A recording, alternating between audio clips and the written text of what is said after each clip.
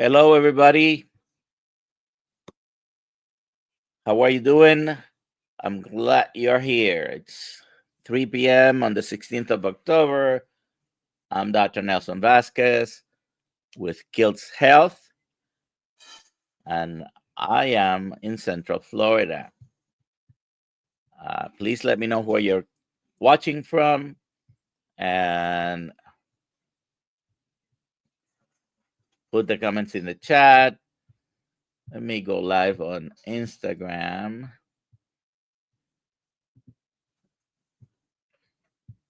All right.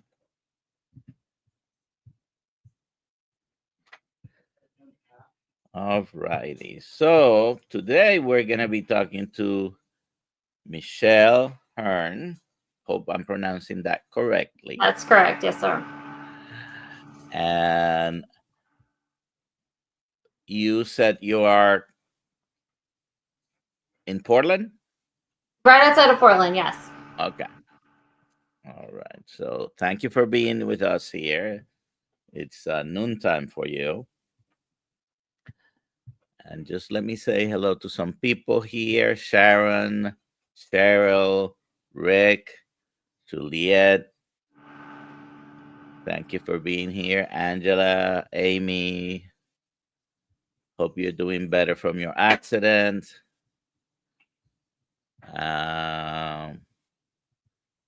GFG Homestead, Karen from Lakeland, Earl from Columbus. Okay, we have Sue Middleton from Southern Oregon. You didn't say the city, but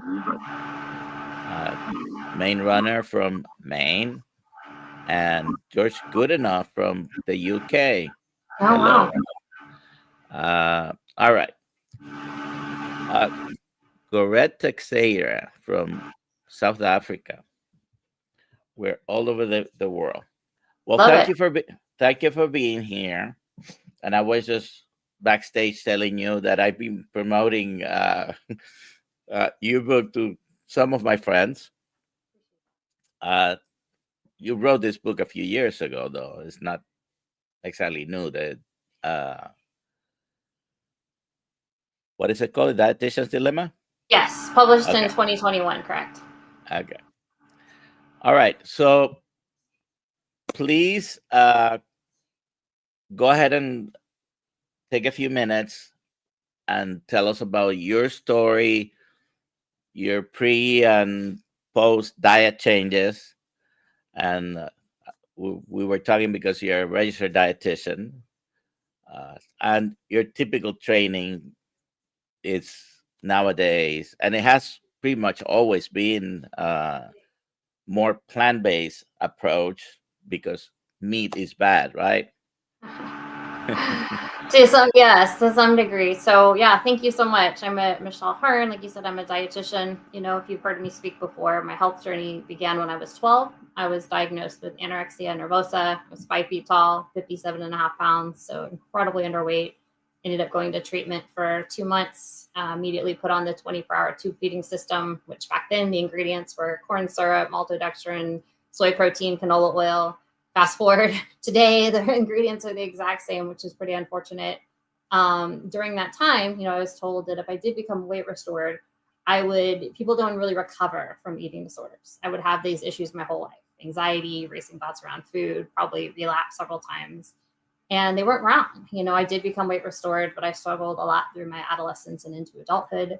I wanted to become a dietitian because I just had this intuition. There was something in nutrition I was missing. You know, at that time I thought, like you were saying, I need more plants, I need more antioxidants. To be a dietitian, you know, you get your 4-year degree and then you go into an internship. And during my internship, there were a lot of things that I questioned. For example, you would go into the room with someone with type 2 diabetes, very elevated blood glucose, and my preceptor would say, okay, we're going to teach them to eat carbohydrates consistently throughout the day so they can dose with insulin consistently throughout the day. And I would just ask questions like, well, if their blood sugar is high, should we teach them to eat less carbohydrates to get their blood sugar down? And I was just kind of pegged as this like difficult dietetic student. You know, we went to the room with someone with a traumatic car accident, and I looked at the tube feeding. They were on a tube feeding formula, nasogastric. And I was like, oh my gosh, this was the same thing I was fed when I was 12. I was 24 then. I'm now 42. Same ingredients. But, when I became a dietitian, I just saw the revolving door sickness. People come in with acute infections and type 2 diabetes, and then, heart failure, kidney failure, cancers, all kinds of things. And you just start to, your doctors would often say, like, it's not the guidelines, it's just the patient's not following the guidelines. And, at that time, I was also an athlete. I was training for marathons. And then in 2019, I had my own kind of health crisis. Like, my running performance felt like it fell off a cliff. My anxiety was at an all-time high. I was underweight. And that's when I transitioned to, for 30 days, I did like a pure carnivore diet and then transitioned into more of a ketogenic diet. And it felt like my mental health just completely flipped. I went from being very anxious to feeling calm. My muscles stopped hurting. I started sleeping better. And of course that, this was the end of 2019, led me down the rabbit hole of really exploring, like, oh my gosh, like, and I was shocked. It's embarrassing to say now, but I had no idea. Nobody during my, years of college and the internship and, I did some grad school, like, introduced me, like, here's all these studies. I mean, Jeff Volek, Eric Westman had published really good studies on low carbohydrate diets reversing type 2 diabetes. And so I, of course, very naively thought I would be able to bring these into my institution. Oh my gosh, we'll be able to help people with type 2 diabetes. We'll be able to do all this stuff. And I was told pretty quickly, like, no, we have to prescribe the guidelines. It's an insurance reimbursement. It's a, legality. And so I left the clinical setting in 2020. I didn't think I would be able to run anymore, but I went from marathon. I now do ultra marathons, and I've been pretty successful. And yeah, now I'm very grateful. I get to work with Dr. Mariella Glant, and I'm very hopeful that there will be more opportunities like I have now, where I get to work with people with type 2 diabetes, putting them on a very low carb animal-based diet. And what do you know? We get to reverse type 2 diabetes. So yeah, and I've joined Dr. Berry, Dr. Westman, Ben Bickman, Tony Hampton, and 3 other amazing dietitians, Shannon Davis, Shanna Husson, Temple Stewart. We've created the American Diabetes Society, where we're advocating low carbohydrate nutrition. And it's just, it consider it like my gift of gratitude, right? To be able to give back. I've been very fortunate to, I know Jan Bazuki talking about low carbohydrate diets and mental health. So I'm grateful. I'm happy to be in this space. I know nutrition is nuanced. I'm never dogmatic, but I've seen it be very powerful when it comes to reversal of disease.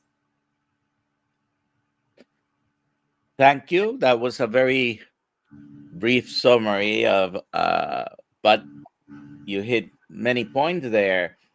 And it's interesting. You mentioned when you yourself had the problem that we're trying to put on weight on you, and hey, you gotta gain some weight no matter which way it is. But it seems that we know how to make people get fatter, and we think we know how to get people to slim down.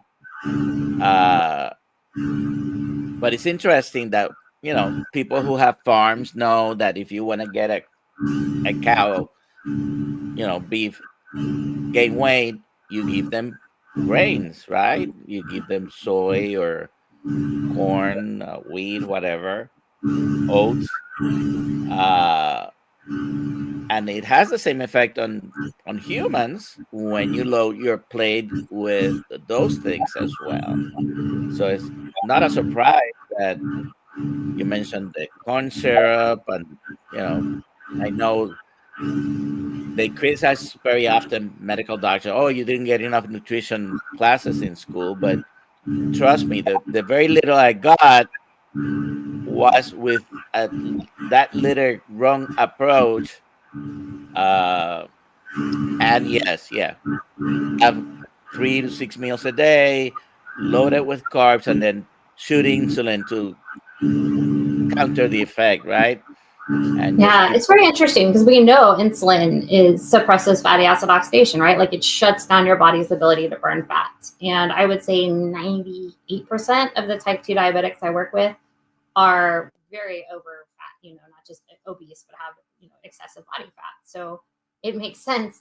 Like, why would we give you something that doesn't allow you to access your own body fat? Why wouldn't we bring insulin down? You know, and we've been able to demonstrate. I mean, we've been able to get people off insulin. You know, that was one of the first studies I read by Dr. Westman. I mean, they got someone off 150 units of insulin in 8 days. And, you know, Dr. Mariella, who I work with, we've titrated people off over 200 units of insulin in just a few weeks when you're following that lower carbohydrate diet. So you see this guy over here? Yes, I do. I'm guessing that's you. And 300 units of insulin a day. Wow.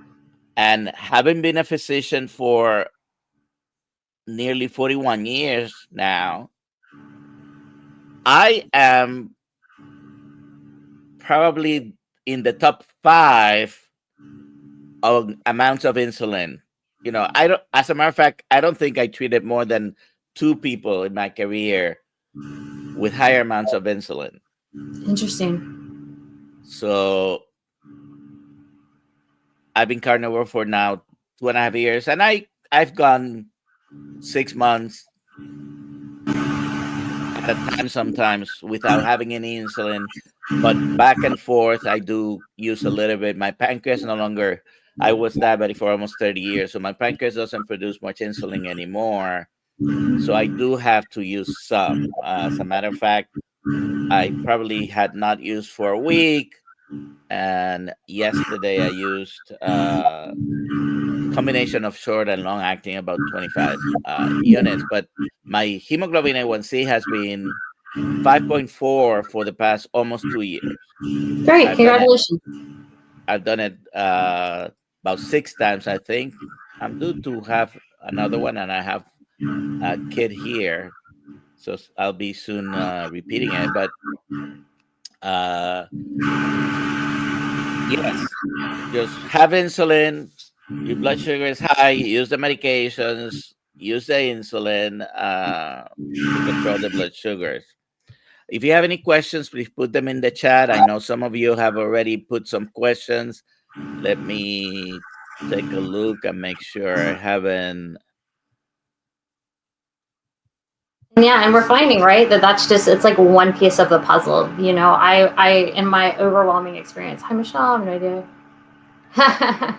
Oh, hey, thank you. I appreciate that. This is not a question, but a comment. But all right. So very much appreciate that. And we're finding that it's how nutrition impacts it. It's nuanced to some degree, right? Because like you said, so much of our country, and I know we have people listening in the UK and in South Africa, and I know unfortunately it's happening around the world. People are metabolically unhealthy. They have type 2 diabetes. They have obesity, which means, you have insulin resistance. You have elevated insulin.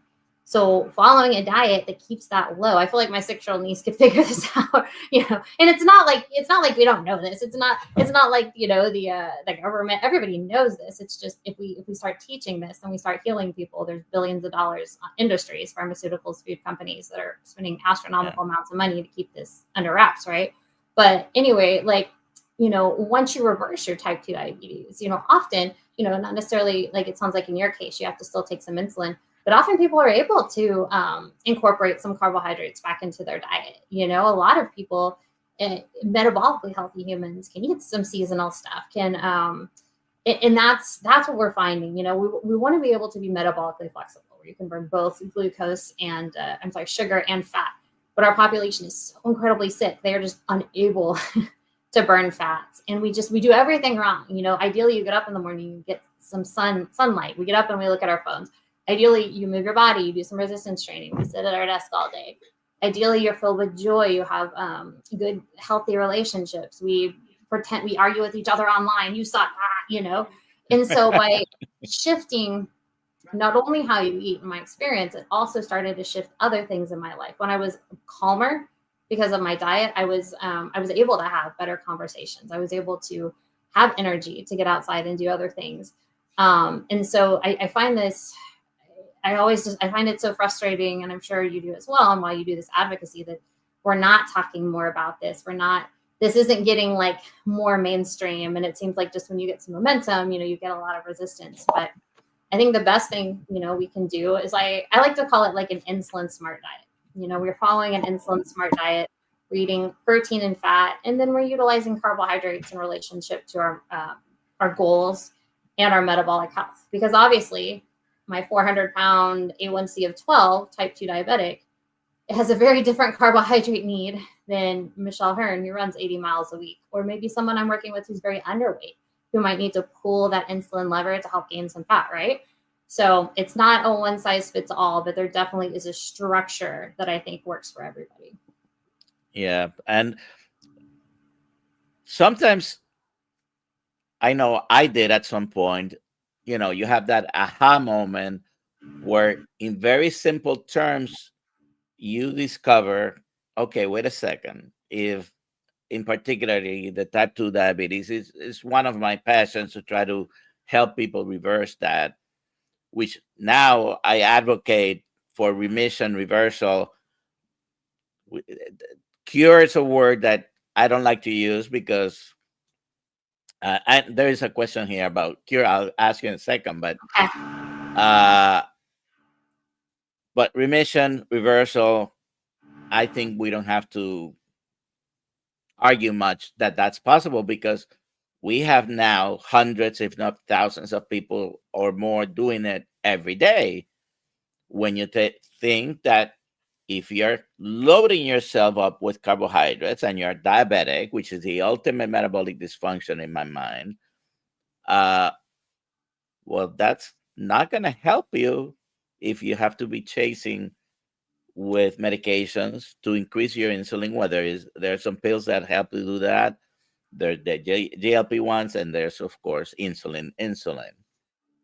Uh,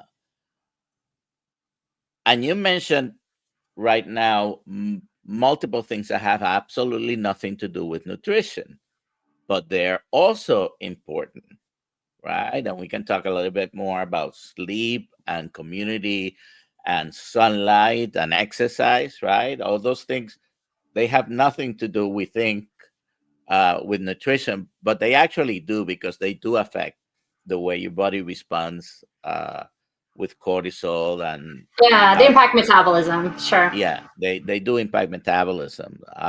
Okay, so this is an interesting question, because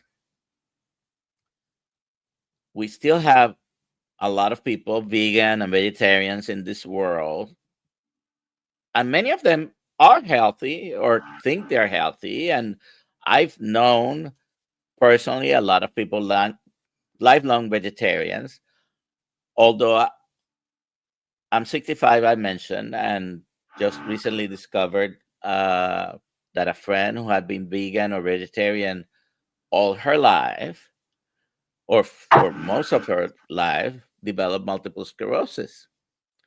And she moved away. And I don't know if she's here right now, but she moved away. So I had not seen her for a few years.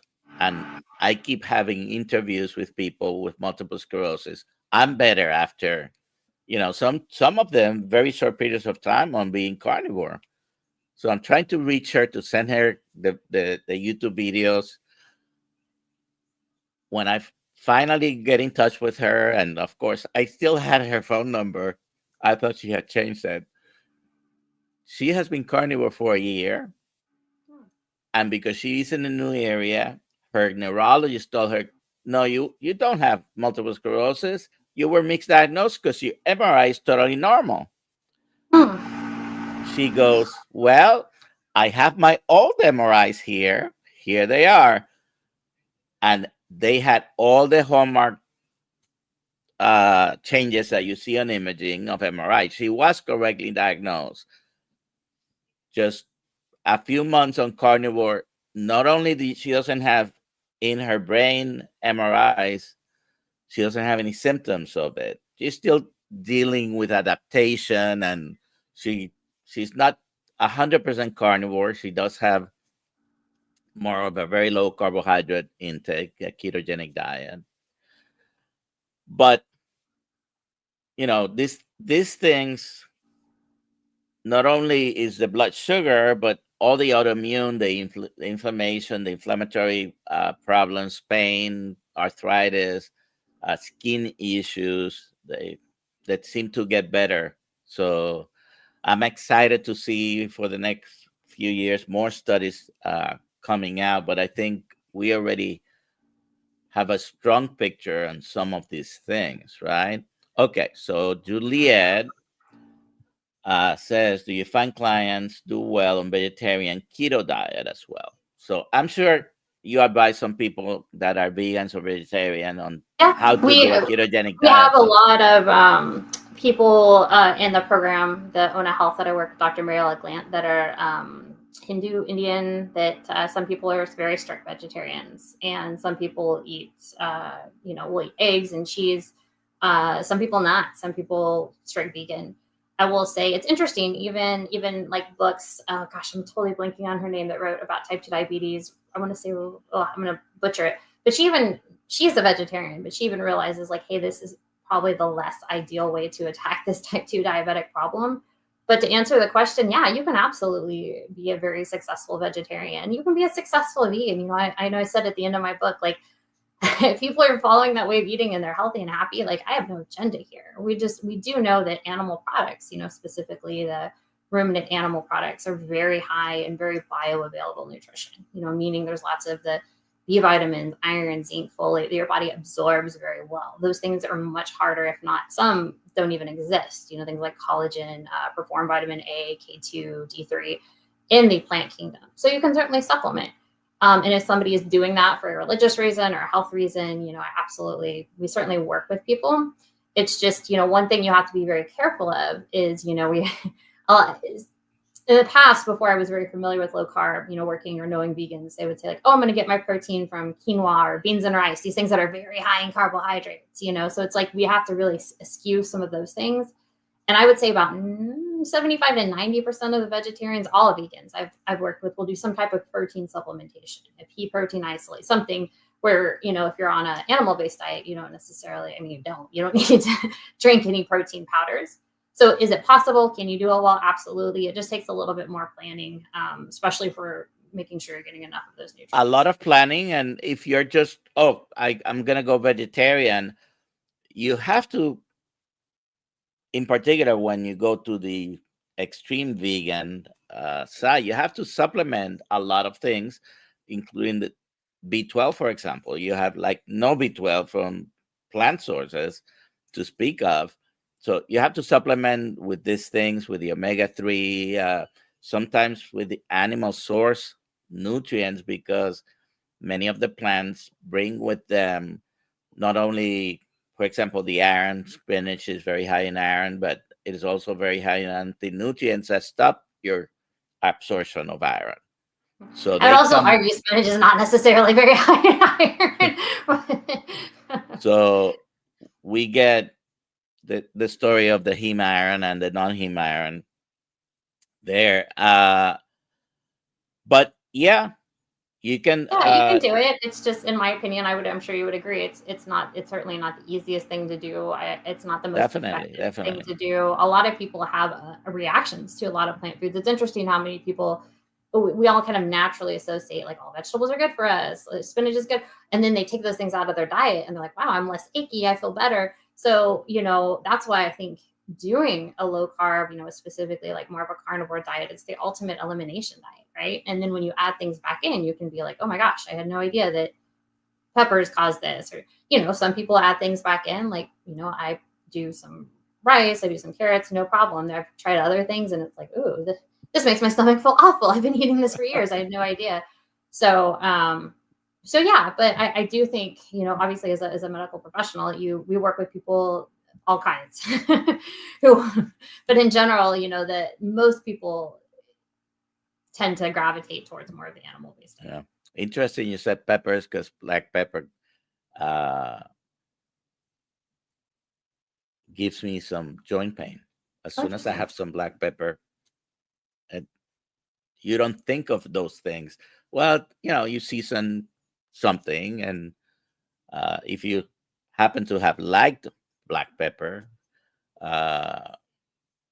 and you didn't think it was part of the problem, so I personally had chronic pain. I'm not blaming only the black pepper, but it's one of the things I discovered by eliminating and then trying to add it back on that doesn't, I may like it, but it doesn't like me back. Yeah, 100%. A lot of people, and black pepper isn't a nightshade, but a lot of people struggle with like the chili peppers, the red peppers, eggplant, potatoes. I mean, like you were saying, there's the oxalates, there's the lectins, and it's so individual depending on your gut barrier, your tolerance. Some people have things and they have no issue. Some people have some and they have like massive either GI or pain or anxiety. So the way I approach with patients or clients talking about the diet, I think, and you already insinuated this, there are different levels of carbohydrate that people will tolerate. And it might have to do with the individual, the lifestyle, different things. The past few weeks, there has been this noise around the internet about some carnivores adding back some carbs. And of course, a few years ago, a big carnivore added like 200 to 400 grams of carbohydrates a day on fruits and honey. But he also exercises 3 or 4 hours every day surfing, okay? And he's able to tolerate that. So if you're able to tolerate it, good for you. I couldn't do a diet like that because I don't spend 3 hours exercising every day, and I would be in a diabetic coma if I did that. So I cannot just blindly say, "Oh, I'm going to add some fruit because this doctor or this other doctor said I'll be okay." Hey, look at you thinking for yourself.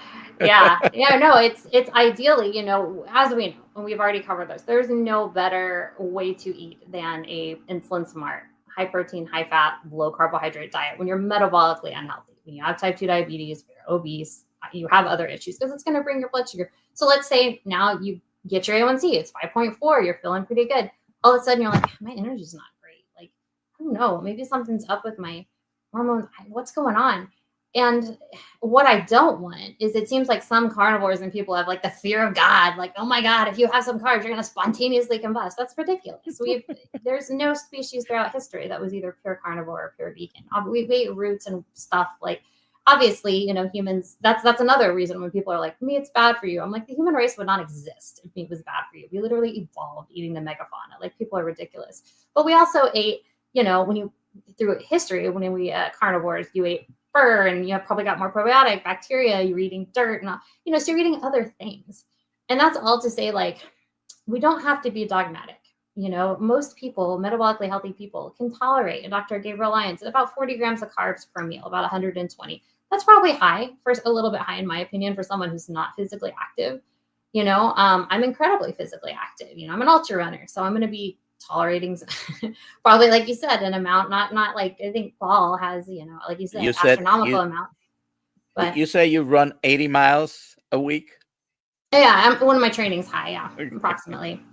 So anywhere between 55 and 80. I think the most I've ever done in a week is close to 100 miles. So yeah, but I'm very fat adapted. So I'm oxidizing a lot of fat, which is wonderful because I don't have to take in quite as many carbohydrates. But I'm also not afraid to take them into, strategically to support performance, to potentially support, hormonal health, and make sure my, energy and blood sugar is stable, to just to support my overall person.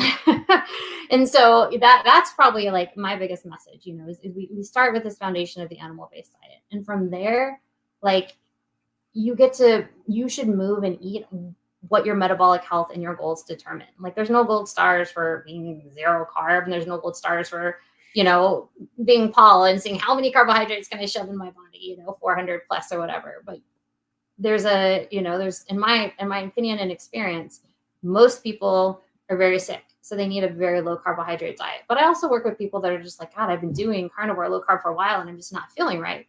So it makes sense, if all your labs are pretty stable, like, why wouldn't we experiment potentially adding a few things back in? And then most people are like, oh wow, now I eat 40, 50 grams of carbs a day and I'm totally fine. So And I know of a coach that I have had in this channel here, that she was very strict keto, and she reversed many problems, including diabetes and obesity.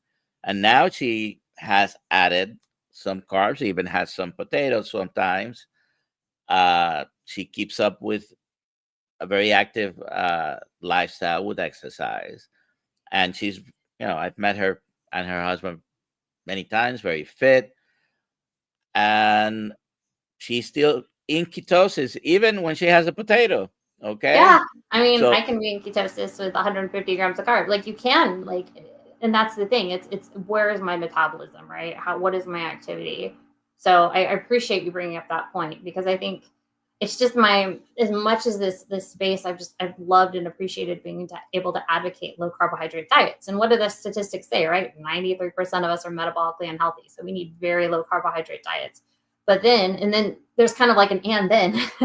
Right? If you're not feeling good or you're able to like, okay, I'm healthy, now what? Or I'm getting more active. Like I just would never want people to be afraid to add something back that could potentially benefit them. you mentioned your own experience, and I'm sure you still consult with many people with mental illnesses in general, and you had your own experience with anorexia. There's a question here. Noslo says, can carnivore cure dyslexia? Once again, I would never use the word cure. And I don't know. I mean, we do know, they're very good studies. The Bazuki group has funded some really good studies on bipolar disorder and schizophrenia that you actually see changes. Like they look at brain images, MRI images, like really, really detailed images. After about 6 weeks, getting people into ketosis on lower carb diets, you see changes in two areas of the brain, the anterior and posterior cingulate cortex, that have to do with kind of like being more like riled up. I can't think of that word, riled up. And so, can it cure dyslexia? Like, I mean, it would kind of make sense to me if your brain is functioning better. May it improve? Might you start to be able to put things together better? Potentially. But I don't know. That's a great question. I don't know if there's I've never come across any research on that, but that's an interesting thought. So my opinion on that is anything that's brain related probably is going to improve. Yeah, I would agree. Because, especially after reading Dr. Christopher Palmer's book on brain energy, Dr. Ead's book on change your diet, change your mind, and all the research that's been done, and meeting even some people who were schizophrenics, full-blown schizophrenic, with hallucinations and everything, and they're no longer on medication, but on a very low carbohydrate diet or carnivore diet, and they have been able to improve their symptoms. That's so of course I don't use the word cure either, but we can talk about remission and reversal, and still appease the hardliners on the other side that are going to fight you on using that word. But anxiety, depression, bipolar illness, schizophrenia, so that's all over the place on the spectrum of mental illnesses, but also improvement in dementia symptoms, Alzheimer's. Now, it's not a cure for Alzheimer's once you already have Alzheimer's, but it can improve the symptoms a lot, right? Yeah, I mean, there was a study about the activities of daily living improved with people put on the ketogenic. I mean, once again, you're just getting a different substrate to your brain. You're not depending on glucose. You're getting some ketones and free fatty acids, so your brain's going to be functioning differently and potentially better. So, and then even if it's autoimmune, but on the brain, like multiple sclerosis, ALS, and all these things that unfortunately we haven't found perhaps a cure. But if I tell a patient with multiple sclerosis or of ALS or any other neurodegenerative condition, hey, you can try this, and we can see if your symptoms improve. And if they improve, anyone suffering with chronic conditions will get benefit with improving their symptoms. They'll probably stick with eating that way. 100%. Yeah. And that's, I think, why this way, a lower carb diet for most people is very sustainable, because they like how they feel. They like the food, they like how they feel. All right. So husband, type 2 well control with diet, but needs to gain weight. Doc said he follows diet strictly once a week. Insulin. Oh, interesting. Yeah, needs to gain weight. That's pretty unique. A lot of times people with type 2 diabetes are overweight, but somebody who needs to gain weight, there's a couple different things you can do. One, are you eating just enough calories and enough volume? So the blood sugar is high. Yeah, because that is a lever I pull. I do have people that are really struggling with weight gain, and we do add some carbohydrates back in. And so I guess it would depend just like how insulin resistant he is. Because if he's like not producing any insulin and you add carbs back in, his blood sugar is just going to go up. So, I mean, yeah, that would be something I would just potentially discuss with your doctor. And it could be a very short-term thing. Like, hey, we've got to put on, I don't know, just hit my computer, how underweight he is. I'm going to just make an arbitrary, he's 20 pounds underweight. So this is going to be a month or a couple month thing. We're going to do very small amount of insulin, and then increase his overall protein and fat as well. So yeah, I think that's in a case like this, it would make a difference between just generally adding more fat and protein on the diet, or adding half a cup of honey every day. There a lot of honey, half a cup of honey. I'm exaggerating, but just obviously it would probably make a difference, because we might increase the total amount of food in general, but not something that increases your blood sugars or your own insulin, because many type 2 diabetics, what they do have excess insulin anyway. So I guess this would be the perfect patient to consult with someone. Yeah, that's true. I've never. Have you seen a type 2 diabetic with high insulin that's super underweight? Good question. Because normally when your insulin is elevated, it's really putting fat storage. Because you can have like normal. This is wild, y'all. You can have normal blood sugar and A1C, and just be really overweight. And it's your insulin can be. You get a fasting insulin test, and it's like 50. It's like off the chart. So, yeah. I mean, this is somebody you guys should email me. I'd be happy to talk more about this. That's an interesting case. By the way, where, I usually leave this question for later, but you mentioned it. Where could we find you? Oh yeah, so my website, thedietitiansdilemma.net. You can directly contact me to say, hey, I'm interested in chatting or whatever. That goes directly to my email. I am on Instagram at Run Eat Meat Repeat. I'm on X at Michelle Hurn RD. You get to do some of these things, so you can always see me, on some random podcasts and stuff. So of course, the quality of the food that you are eating that contains a carbohydrate is important, because one of my favorite things used to be, I can't stand it right now because I smell the artificial ingredients in it. I would stop to put gas in the car, would go inside and grab an apple fritter or 2 or 3, of course. I can add carbs by adding a cup of apple fritters a day, or I can add carbs by having some vegetables and some fruits, using them judiciously. The impact on my blood sugar is going to be different, right? So the quality of the things that you put in your mouth, of course, makes it. Oh yeah, I mean, I think that's a one thing. Oh, I'm sure there's people that would argue dietitians are nuts, but like most sane humans will agree that ultra processed foods are not ideal for human health. Like if you're going to eat carbohydrates, some fruit, some high quality vegetables, some starch, rice, sweet potato, something like that. Don't go eat a box of Oreos or all that kind of stuff. I am trying to taper off exogenous Tresiba insulin. By the way, I use Tresiba, but don't use it all the time, because on days that I am running 80 or 90 of blood sugar on average, I don't need anything. But sometimes, depending on, even if I'm strict carnivore, sometimes my blood sugar might be higher, and some other times it's lower. But my C peptide is like almost not detectable. It's very low. I am not a type 1. I just exhausted my pancreas over 30 years of abusing it.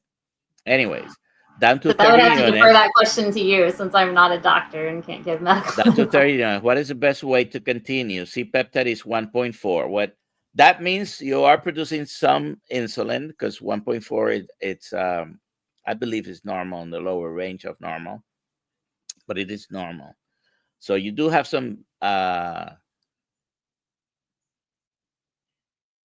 insulin production from your pancreas. I think mine was like 0.3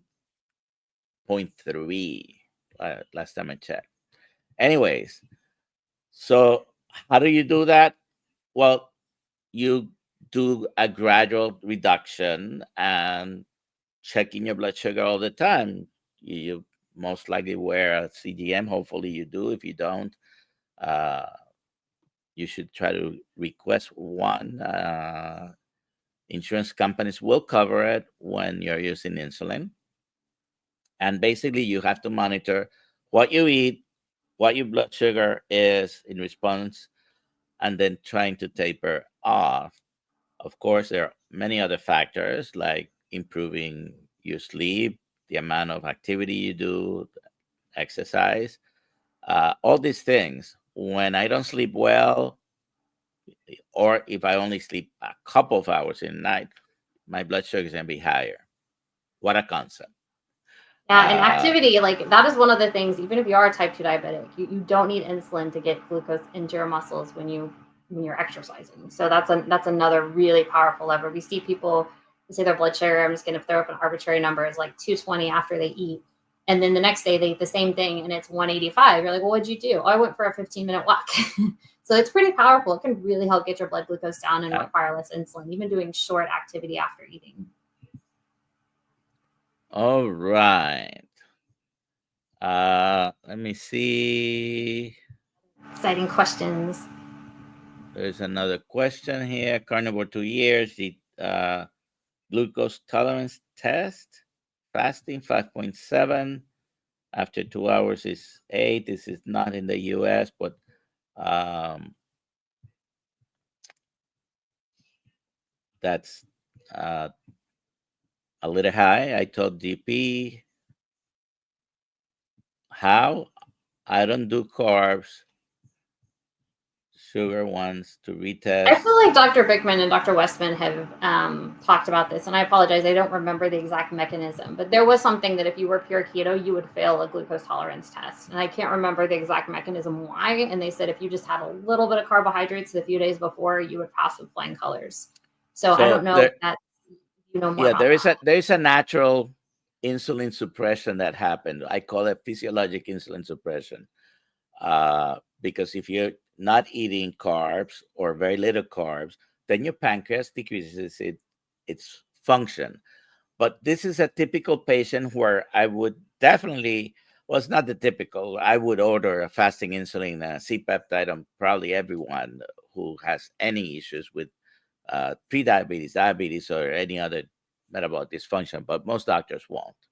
But this would be definitely a patient where I would like to know what the pancreas function is, because maybe you're already not producing uh, any insulin. Now, if you were not diabetic and you're failing a glucose tolerance test, yes, Dr. Bickman, and I listen to them, by the way, uh, all the time, both Dr. Westman and Dr. Bickman. So if you're going to do a glucose tolerance test, maybe add some carbs for a few days before you go and do that test, because as Dr. Bigman explains that usually the pancreas is ready to release some insulin, and it gets released in two phases. But when your pancreas says, well, you haven't been using this insulin, I'm not going to store more. I'm not going to even produce enough to keep this. And all of a sudden you challenge the body with a lot of carbohydrates, the pancreas says, wait a second, wait for me to produce some. So that blood sugar is going to rise until your pancreas keeps up with it, and you're probably going to fail your glucose tolerance test. So many more details I would need to know here. If you're already a diabetic, then it's very likely you're going to fail it anyways, because you already have some insulin resistance or severe insulin resistance. And so it depends on many factors. All right. Take this off.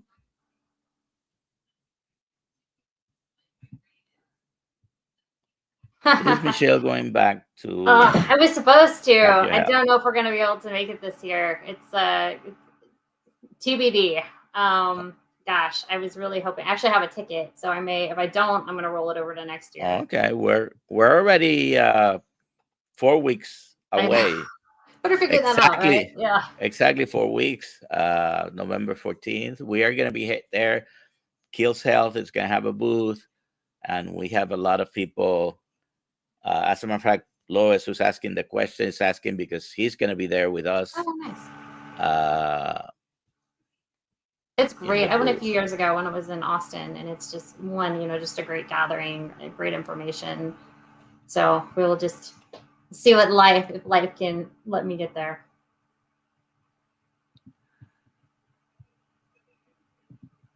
The comment very similar to what we've been talking about. Your pancreas needs a wake up if you're going to do a GTT. It's basically, now you could still fail the test even if you have done what Dr. Bigman advises, for example. And it might be because you are truly insulin resistant enough, and maybe you're diabetic already. There are many, many reasons. But if you've been, like the question, for a couple of years being strict carnivore, you're not putting any carbs in your body or very little, then you might want to prime the pump and see if that has an effect on the glucose tolerance test. All right, let me see if I haven't missed a question here.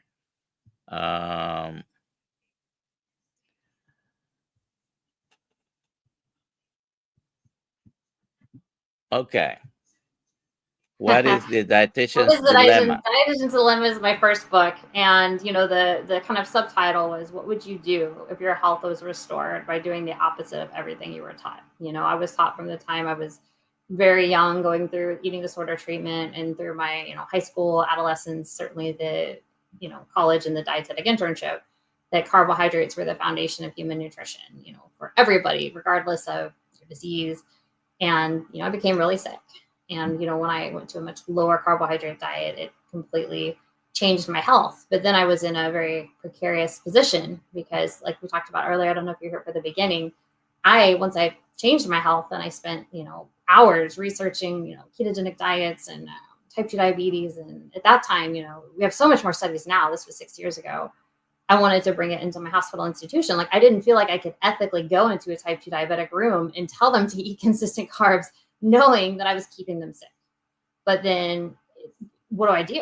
Am I going to lose my job? Like, how is this going to work? So that was my dilemma. And thankfully, I was in a position after financially figured it out that I left the hospital, and it's been hard. I mean, I won't lie. And that's why a lot of people don't leave, because, thankfully now, so I left in 2020, and just last year was the first time I had an opportunity to actually work in low carbohydrate nutrition. And until then, it was just like hustling. When I first left, you go from making like $40 an hour to like minimum wage, working like manual labor. It was awful, but it was also good. I needed to get out of that setting. But yeah, how do we, once you discover like what actually helps people? Because I have a lot of dietitians email me and say like, "Oh my God, what do I do? This is terrible. Like, I'm keeping people sick, but I need insurance. I'm paying for my family through this job. Like, what do I do?" So that's the dilemma. Like, how do we actually function when our education and often the requirements of the system we're in are, for lack of a better word, forcing you to give terrible advice? And it's on Amazon. It's a good book. It's on Amazon. Is it also on Audible? It is, yeah. I Okay. mean, I read it on Audible. I actually may have bought it on Audible. Or I have so many books on my queue there to listen to. I Uh, appreciate it. all right. So I I'm sure if they go to your website, which is called the dietitiansdilemma.net, you said, right? Yeah, there's Uh, links to everything on there. There's yes. links to the books, there's links to some projects I'm doing, to the American Diabetes Society. So, always happy to answer questions, appreciate the support via books. So yeah, I appreciate it. All right.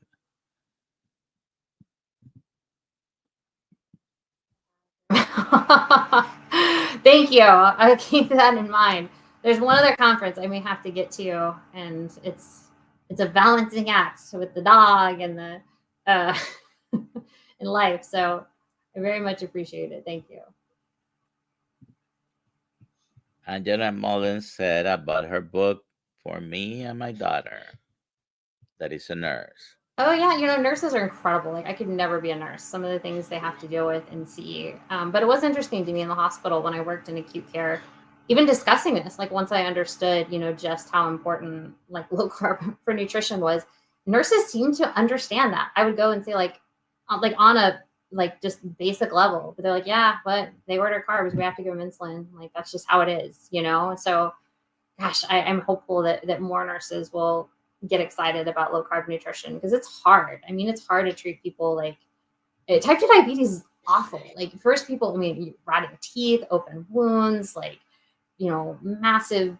It's not pretty. So, being able to actually help people, and people don't heal when their blood sugar, well, they don't heal well, your wounds, especially when your blood sugar is really high. So, being able to actually help people heal and relatively quickly, it's the best, absolute best. However, still in 2025, October 16, 2025, when you get admitted to a hospital and you used to be in the system, even when you have type 2 diabetes or type 1 diabetes, you get admitted, you get a diet, and it seems to still be, 40-50% of the calories are coming from carbohydrates, right? And then the doctor will put a insulin coverage order because they can eat whatever they want and just will chase it with insulin. So, what are my choices if I end up in the hospital? Can I normally ask in the hospital for a higher meat, no carbohydrate type of diet? What is the dietitian of the hospital going to say, or the kitchen, or? They might be annoyed, but they might lecture you. But yeah, that's one thing. I mean, to like wrap this up, is nobody is coming to save you or fix you. If anything, people are coming to take advantage of you, prescribe medications for you, feed you shitty food. Like, it is up to you to take your health back. And you absolutely have rights to say, I want double protein, I want no carbohydrates.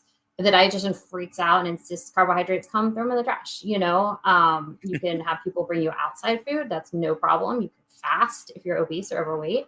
Nobody can force you to do it. I mean, literally, unless you're deemed like mentally like when I worked in mental health, if you have to have a guardian, you can't make your own decisions. Nobody can force you to do anything you don't want to do. So make sure, if you are in a situation, and it's just talk to people, just even travel, like take care of yourself, like pack healthy foods, make sure you know what you're doing. If you're in the hospital, order protein foods. Okay, it's I have to get a second tray, it's $5. Okay, do that. It's amazing the excuses people will come up with to continue to feed crappy eating habits, make excuses to fix your eating habits. So yeah, first of all, you have to speak up. You don't have to argue or fight. No. They're doing their work. They're trying to help you, but just, hey, I don't eat this, or I prefer to eat this. And unfortunately, most of the time, the hospital's not going to be able to accommodate 100% what you're asking for. But you mentioned you can fast, for example, especially if you're overweight. You can fast, or you can have people bring you food Yeah. And from most the of the time on outside. the floor, they'll have some type of protein stuff, whether it's they have hard boiled eggs, they'll have some cottage cheese, they'll have, it's just, there's like a, I mean, they have a lot of crappy food too, but there's often like a required, like they call it nourishment room. So, Yeah, so eggs and some beef patties yeah, there you go. probably would sustain you, and I'm sure they'll give you. I mean, if you're eating salads, like you can add a little bit of lettuce and tomato, I guess, to it. But the squeaky wheel gets the oil. If you don't say anything, nobody's gonna come to offer it to you. And you mentioned you're in charge of your own health, so just take charge of that. You don't have to be that patient who starts arguing right off the top, because trust me, nurses are not gonna like you.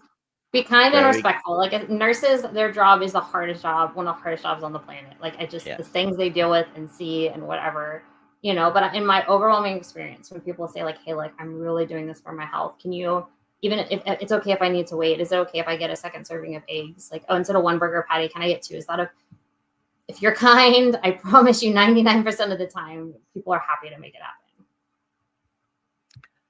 All right. One more time, where can we find you? Your website is?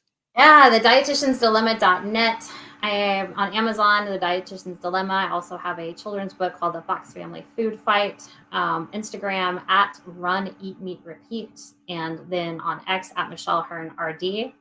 And yeah, thank you so much again for having me on. You mentioned children's book, and I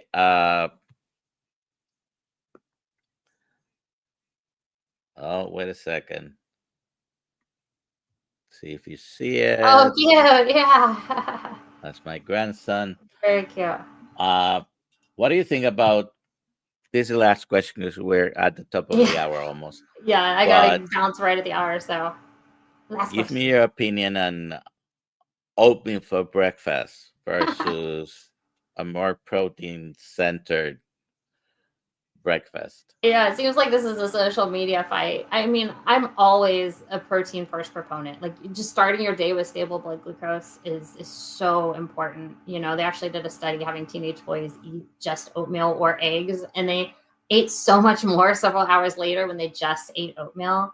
And I'm not like anti-carb, anti any whatever, but you know, in my overwhelming experience, especially for our young humans who we could do a whole nother hour on just how that their health is getting worse, starting your day with some type of protein going to serve you very well. So Gets you ready for the rest of the day. absolutely. All righty. Well, okay. Just trying to Thank you see again if I for didn't having miss. me. I really appreciate it. Okay, so hopefully you make it to Hack Your Health. I heard a maybe there. We'll see. Yeah, yeah. So if you do make it, hopefully you stop by. I'm the medical director for Kiltz Health, so we're gonna be there. I think I don't know. I think Dr. Kiltz is speaking as well. Okay, cool. So thank you everybody for being here. See you tomorrow morning at 6 a.m. in our live stream. And thank you, Michelle, for being here. Check out her books. Her website again is dietitiansdilemma.net. You have a good rest of the day, everybody. Bye.